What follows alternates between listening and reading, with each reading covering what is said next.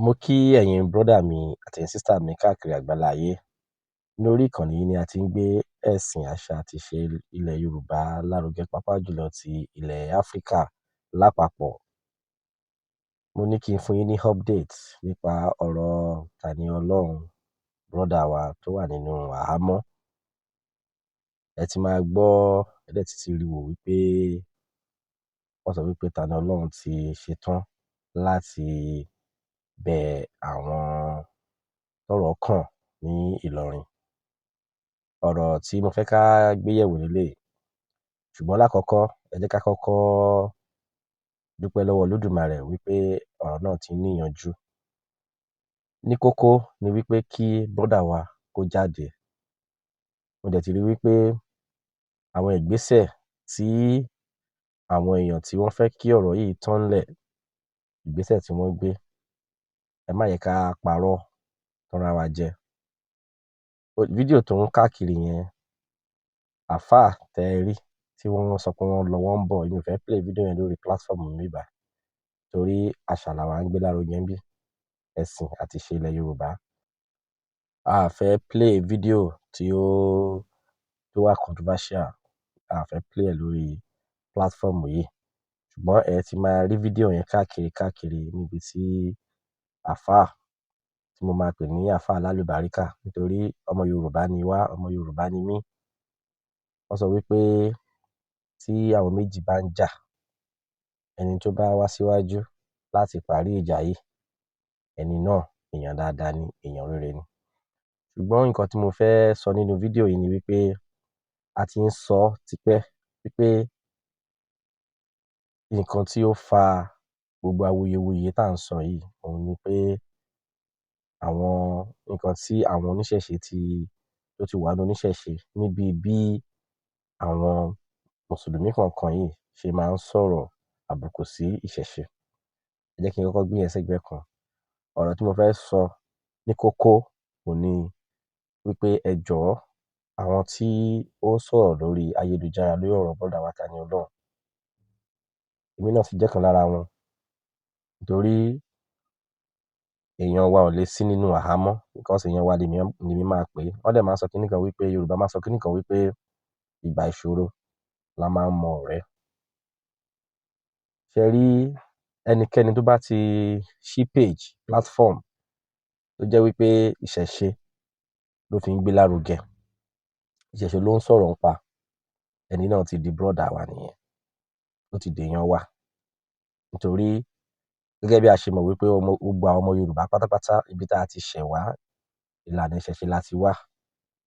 Ẹni tó bá wá sórí ayélujára tó wá ń gbé ìṣẹ̀ṣe lárugẹ àbí tó ń sọ̀rọ̀ nípa ìṣẹ̀ṣe ní ti dáadáa, ẹni náà ó ti di brọ́dà wa. Bí èmi gẹ́gẹ́ bí ẹnìkan, ẹni náà ti di brọ́dà mi. Gbogbo ìgbà ni èmi pẹ̀lú Tani Olohun máa ń pàdé ara wa ní ibi tí a bá ti ń ṣe festival. Torí festival tó jẹ́ ti ìṣẹ̀ṣe àbí tó jẹ́ ti ilẹ̀ Yorùbá tó gbé àṣà ilẹ̀ Yorùbá lárugẹ, gbogbo ibẹ̀ la máa ń gbìyànjú láti lọ. Èmi dẹ̀ máa ń pàdé Tani Olohun bẹ̀ ní most of the time. So ìdí nìyí tí a fi pè Tani Olohun ní brọ́dà wa. Kò dẹ̀ lè wà nínú ìṣòro ká dákẹ́ ká má sọ̀rọ̀. Lóòótọ́ because ìgbà tí ọ̀rọ̀ kọ́kọ́ ṣẹlẹ̀, àwọn èèyàn ò tètè mọ nǹkan tó ṣẹlẹ̀ tó fi wá mú Tani Olohun. Àwọn kan tẹ̀ sọ wípé ìṣe ni wọ́n jí gbé. Kí ló fà á táwọn fi sọ bẹ́ẹ̀? Ẹ bá wo ìlànà tí wọ́n fi mú Tani Olohun, ìlànà tí ó dánmọ́rán ni. Nítorí tó bá yé pé fún defamation yẹn gangan náà ni ó jẹ́ ìdí tí wọ́n fi mú Tani Olohun. Àwa wò wípé ṣe ló yẹ kán pè, kán invite lawyer, lẹ́tà lawyer ló yẹ kó rí àbí kí ọlọ́pàá kán announce pé kó report ara ẹ̀ sí police station. Tani Olohun náà ti dàbí èèyàn tó jẹ́ celebrity. Tí a bá sọ wípé èèyàn public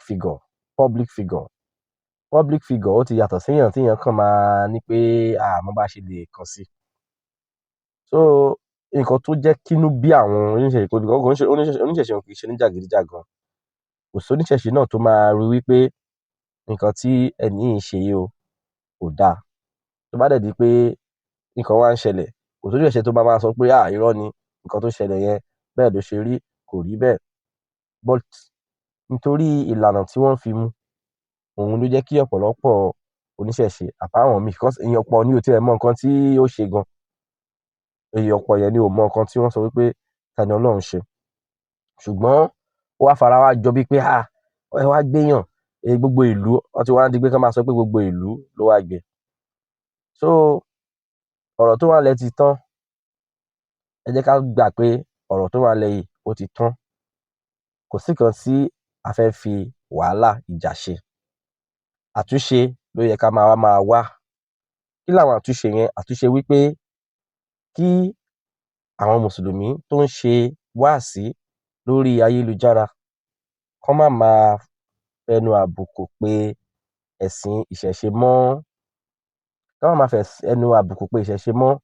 Ebi nítorí ìdí tí wọ́n ṣe mú Tani Olohun ni pé ó dárúkọ defamation ni wọ́n fi mú.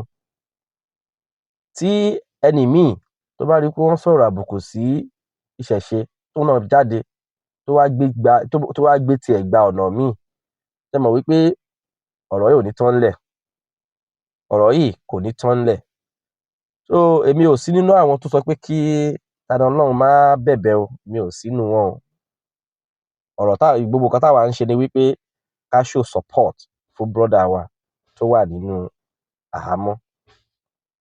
A dẹ̀ lọ ń show support. A dẹ̀ make sure pé a wà ńbẹ̀ láti lè jẹ́ kí gbogbo ayé mọ bọ́rọ̀ ṣe ń lọ. Nígbà tá tètè tí wá rí wípé ìyá Tani Olohun ti jáde, èmi náà mo ti gbé fídíò jáde kíákíá wípé ìyá Tani Olohun tètè wá bẹ̀bẹ̀ ń sìn o. Ṣùgbọ́n ìyẹn ò tíì mú ìbínú wípé àwọn èèyàn kan ti róníṣẹ̀ṣe bí ẹni ègbé. Pàápàá jùlọ àwọn mùsùlùmí tó jẹ́ pé téèyàn bá ti ṣe nítorí téèyàn tó bá ti rí pé oníṣẹ̀ṣe lèèyàn báyìí. Àwọn mùsùlùmí kan ni o, a lè sọ pé gbogbo wọn, because mo ti play fídíò bàbá tó sọ wípé tó kí ọ̀rọ̀ míì lẹ́yìn. Ọ̀rọ̀ mi kọ́ ló gbọ́. Ṣé ẹ mọ̀ pé mo sọ fún yín pé ọ̀rọ̀ ọlọ́gbọ́n ló máa ń jọra wọn. Bàbá yìí ti sọ wípé tẹ́ ẹ̀ bá bú ẹ̀sìn àwọn ará bíbà yìí, wọn ò ní jáde síta láti máa tàbùkù bá titi yín náà. Wọn ò ní jáde síta. So nǹkan tí ó ṣẹlẹ̀ yìí, tá bá fẹ́ kó ṣẹlẹ̀ mọ́, kí àwọn ọ̀jọ̀gbọ́n mùsùlùmí kán bá àwọn tó máa ń fi ẹ̀sìn ẹlẹ́sìn tán fi ń tayín lórí ayélujára kán dáwọ́ ẹ̀ dúró. Nàìjíríà, ẹ̀sìn tó wà Nàìjíríà tí a mọ̀ dáadáa tó máa wà Nàìjíríà mẹ́ta ni: ẹ̀sìn mùsùlùmí, ẹ̀sìn kìrìsìtẹ́nì, ẹ̀sìn àbáláyé. Gbogbo wa a dẹ̀ jọ ń gbé pẹ̀lú ìrẹ́pọ̀ ni. Constitution kan náà ló ń guide gbogbo wa. Tẹ́ ẹ̀ bá fẹ́ kí wàhálà ẹ̀sìn kó máa ṣẹlẹ̀, kán dáwọ́ dúró láti máa fi ẹ̀sìn ẹlẹ́sìn láti máa fi tayín. Mo dúpẹ́ lọ́wọ́ àfáà tí wọ́n jáde, tí wọ́n ná káàkiri, tí wọ́n ti lọ bá Tani Olohun. Gbogbo ọ̀rọ̀ tí wọ́n sọ pé Tani Olohun sọ, gbogbo ẹ̀ náà lẹ́yìn náà máa ti rí lórí ayélujára káàkiri, tí ó ti sọ wípé lóòótọ́ o. Wọ́n sọ wípé ó sọ bẹ́ẹ̀. Wọ́n sọ bẹ́ẹ̀ allegedly ni wípé kórópọ̀n tóun sọ pé òun mú lọ́wọ́. Àwọn ti wá mú ti tòun náà lọ́wọ́ báyìí o. Òun dẹ̀ ti analyze ẹ̀ wípé nǹkan tán fi mú òun kò ń ṣe pé ọ̀rọ̀ ẹ̀sìn. Nǹkan tán fi mú òun, ọ̀rọ̀ wípé wọ́n sọ pé òun bá èèyàn lórúkọ jẹ́ ni. Ó dẹ̀ ti admit allegedly fún nǹkan tí mo lè sọ pé nǹkan tí wọ́n sọ nínú fídíò yẹn níbi tó yé mi dé. Ẹni tó bá fẹ́ mọ̀ nípa fídíò yìí kó wá lórí ayélujára kó lọ wò ó. So ó ti mọ̀. A dẹ̀ ti ń sọ pé Tani Olohun kì í ṣọmọ kékeré. Kò ń ṣọmọ kékeré. Àwọn náà dẹ̀ ti sọ wípé wọn ò ṣetán láti sọ pé wọ́n ní kó di mùsùlùmí. Nǹkan tí Tani Olohun bá dẹ̀ ti lóun ti fẹ́ ṣe, kò sẹ́ni tó lè sọ pé kó ṣe àbí kó má ṣe. So he's not a kid. Mo ti sọ tẹ́lẹ̀. Lórí ètò Get a Better Life TV náà la wà. Ẹ jẹ́ ká máa dúpẹ́ pé ọ̀rọ̀ ti fẹ́ tán ńlẹ̀. Ẹ jẹ́ ká máa dúpẹ́. Gbogbo àwa tá dẹ̀ ń sọ̀rọ̀ gbé Tani Olohun lórí ayélujára, ẹ jẹ́ ká gbà wípé Tani Olohun ò ṣe aburú, kò ṣe nǹkan aburú pé òun sọ pé òun fẹ́ apologize. Kò sẹ́ni tí ò lè ṣàṣìṣe, wọ́n máa ń sọ lóòótọ́. So tó bá yẹ pé fídíò sí lórí ayélujára fún bí ó ṣe ṣẹlẹ̀, la bá sọ pé ṣé ó rí bẹ́ẹ̀ àbí kò rí bẹ́ẹ̀. Ṣùgbọ́n kò ṣe pé bóyá àwọn kò ṣe pé bóyá àwa tá à ń gbè sẹ́yìn ìṣẹ̀ṣe àti àwa oníṣẹ̀ṣe lápapọ̀ tó nífẹ̀ẹ́ sí ìṣẹ̀ṣe. Kò ṣe pé bóyá tá a bá rí nǹkan tí ò dáa, kò ṣe pé a mọ̀ pé kò dáa. Yorùbá ló sọ wípé ọmọ ẹni ò kì í ṣèdí bẹ̀bẹ̀rẹ̀ ká fi sídìí ọmọ ẹlòmíì. Yorùbá ló sọ bẹ́ẹ̀.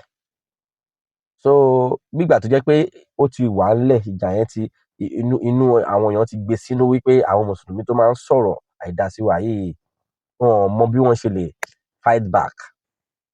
So ìgbà tí Tani Olohun dẹ̀ ti jáde tó bá wọn fight, kí lẹ́yìn náà ó rò pé máa ṣẹlẹ̀?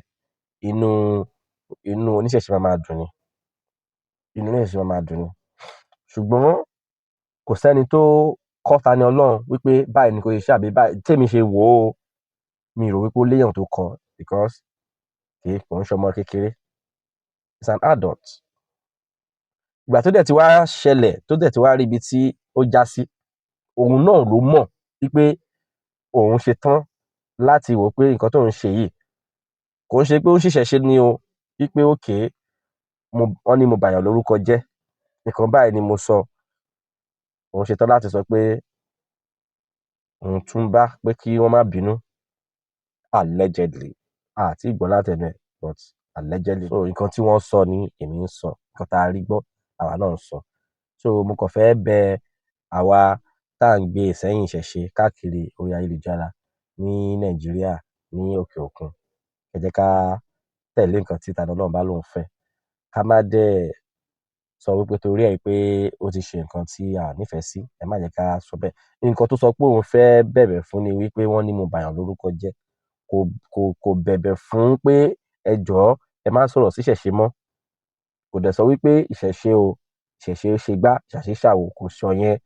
Ṣùgbọ́n wọ́n ní mo bàyàn lórúkọ jẹ́. Ṣé ẹ dẹ̀ mọ̀ pé Nàìjíríà ó ní òfin, ìlú tó lófin ni. Ìlú tó lófin. Lóòótọ́ èèyàn ò kàn lè dédé dárúkọ èèyàn wípé èèyàn ṣe nǹkan báyìí. Ẹni yẹn ó máa fi ọwọ́ òfin mú ẹni náà ní lóòótọ́ ká sọ̀rọ̀ síbi tọ́rọ̀ wà. Ṣùgbọ́n Yorùbá ló máa ń sọ wípé ẹ jẹ́ ká lé ẹlẹ́yọ̀ rọ tán ká tó fàbọ̀ fún adìyẹ. So Yorùbá ló sọ bẹ́ẹ̀. Àwa náà kò ṣe pé àmọ́ bí a ṣe lè bá brother wa sọ̀rọ̀ tí ó bá jáde kúrò nínú àhámọ́. Ọ̀pọ̀ èèyàn ni ò rí fídíò yẹn rí. Nǹkan tí wọ́n fi mú Tani Olohun, ọ̀pọ̀ èèyàn ni ò rí. Ṣùgbọ́n ìgbà tọ́rọ̀ dẹ̀ wá ṣẹlẹ̀ làwọn èèyàn wá rí. Táwọn èèyàn bá dẹ̀ ti wá rí náà, Yorùbá kì í ṣọmọ àlè. Kì í ṣọmọ àlè. Dẹ̀ tún lè sọ wípé nítorí pé nǹkan tí brother wa ṣe ó kù díẹ̀ káàtó àbí kò kù díẹ̀ káàtó, ká wá ní ìṣojú àwọn mùsùlùmí tó bú ìṣẹ̀ṣe ni a ti máa bá wí àbí láti sọ pé nǹkan tó ṣe yìí kò dáa. Láti máa sọ pé nǹkan tó ń ṣe yìí ò dáa. So nǹkan tó ṣẹlẹ̀ nìyẹn. Mi ò sí nílé tí mo ṣe rí fídíò yẹn, mo ní kí n jáde kí n sáré ṣe fídíò nípa ẹ̀. Thank you. Thank you very much everybody. Mo dúpẹ́ lọ́wọ́ yín fún ìfẹ́ tẹ́ fi ń bá wa lò. Olódùmarè náà yóò máa fi ìfẹ́ náà bá yín lò. Thank you very much and get a better life.